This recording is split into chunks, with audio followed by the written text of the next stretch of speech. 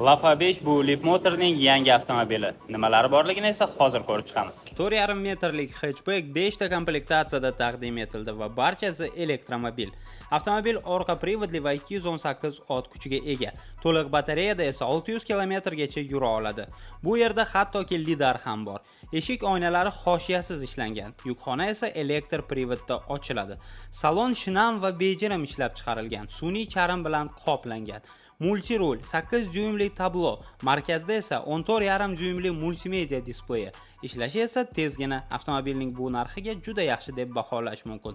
Yana bu yerda nam va quruq salfetkalar uchun ham joy bor. Konsolda simsiz quvvatlash va ikkita podstakanlik. Tirsak ostida esa oddiygina bar. Aytgancha panorama tom parda bilan yopiladi. Old o'rindiqlar elektr privodda sozlanadi. Orqa salonda esa joy yetarli darajada katta. Ushbu avtomobilni esa siz albatta Imperium Cars avtosalonidan xarid qilishingiz mumkin. Uni to'liq narxlari va rastamoshkasini videoning izohida qoldirib ketamiz.